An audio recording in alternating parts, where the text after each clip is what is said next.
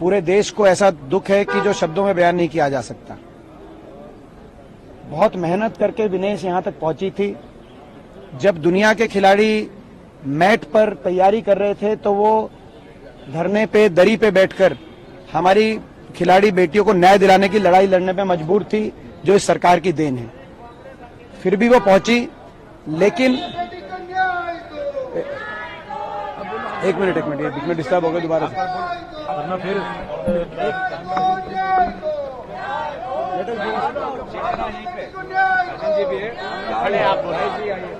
देखिए आज एक मिनट बाइट हो जाती है। आज सारा देश दुखी है, सारा देश स्तब्ध है। जो हमारी देश की एक बेटी जो बहुत मेहनत करके यहां तक पहुंची थी, फाइनल तक, जब सारी दुनिया के खिलाड़ी मैट पर प्रैक्टिस कर रहे थे तो ये हमारी बेटी धरने की दरी पर बैठकर हमारी बेटियों को न्याय दिलाने की लड़ाई लड़ने में मजबूर थी। फिर भी वो अपनी मेहनत से पहुंची। ये कहां चूक हुई, किस स्तर पे चूक हुई, अधिकारियों की क्या कोई जिम्मेदारी नहीं होनी चाहिए? इन सब को लेकर पूरे देश के मन में कई प्रश्न हैं जो पूरा देश पूछना चाहता था। आज मंत्री जी के जवाब में इन बातों पे कोई प्रकाश नहीं डाला गया। वो तो केवल ये बताते रहे कि क्या किया सरकार ने, लेकिन सरकार ने क्या नहीं किया। इन बेटियों का अपमान करने के लिए वो देश ने देखा है।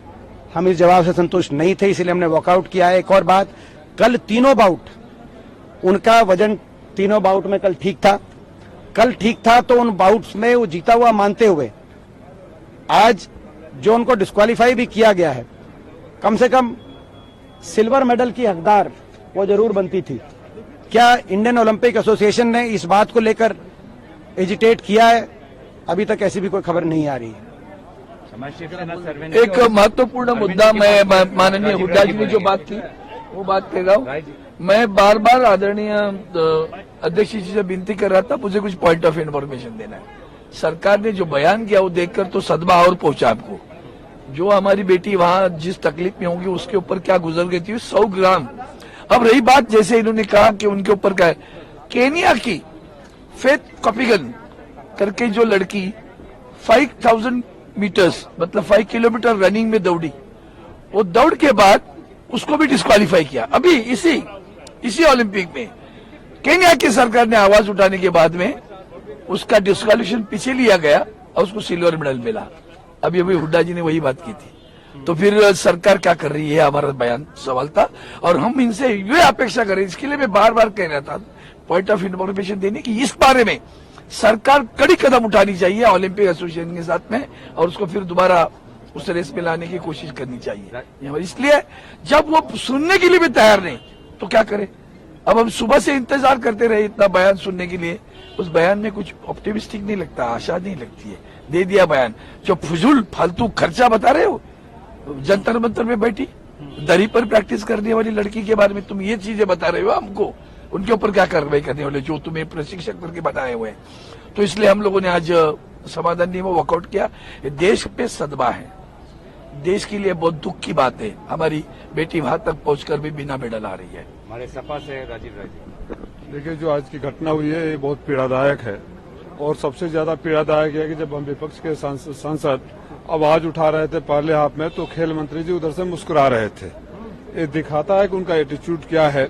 और जैसा कि हुड्डा साहब ने बताया कि सिल्वर मेडल के लिए भी आवाज उठाई है नहीं उठाई, इतनी भी क्लैरिटी अगर ये सरकार नहीं दे रही है तो सरकार की नीयत क्या है, इस पर सवाल उठता है। और जब सही कहा, जब हमारी बेटियां दरी पर धरना प्रदर्शन कर रही थी तब सरकार का जो रुख था वो रुख आज भी जारी लगता है। मुझे लगता है कि खेल मंत्री को भी इसकी जिम्मेदारी लेनी चाहिए। जो साथ में 7 लोग गए थे उनसे भी जवाब तलब होना चाहिए और वो फोटो भी, तस्वीर भी आपको देश को दिखानी चाहिए कि विदेश जो भारत विपक्ष के सांसद है आवाज उठा रहे थे, वेल में जाकर चिल्ला रहे थे और खेल मंत्री मुस्कुरा रहे थे। शर्म आनी चाहिए।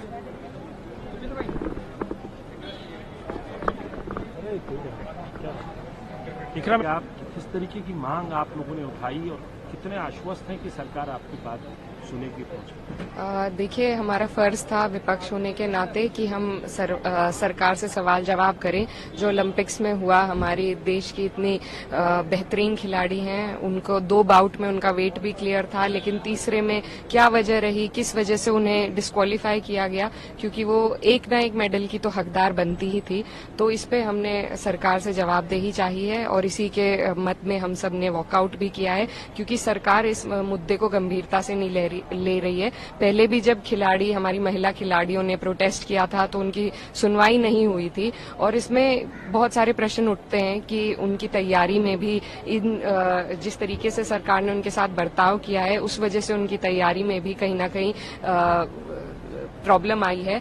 तो बहुत से सवाल सरकार पर उठते हैं और मुझे लगता है सरकार को इन सवालों को गंभीरता से लेकर, और जो इंडियन ओलंपिक एसोसिएशन है, उन्हें हमारे खिलाड़ियों के हक में लड़ाई भी लड़नी चाहिए, जवाबदेही होनी चाहिए आपस में। तो यही हमारा विपक्ष का एक स्टैंड है और इसी स्टैंड पर आज वॉकआउट हुआ है। Government has formed under the Muhammad Yunus. How you see the future of Bangladesh and the relations between two countries? I know Mr. Muhammad Yunus. He is deeply respected internationally and even across our country and around the world.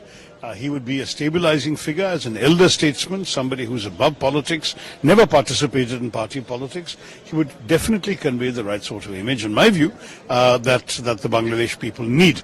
What we want is stability and calm as soon as possible. Yes, you mentioned that there has been some turbulence in Bangladesh, but it's also true that even though we see reports of Hindu temples being vandalized or minority homes being attacked, we're also seeing reports of the Bangladeshi Muslim people, the majority there, protecting Hindu homes and temples and so on as well. So there are both sides to the story.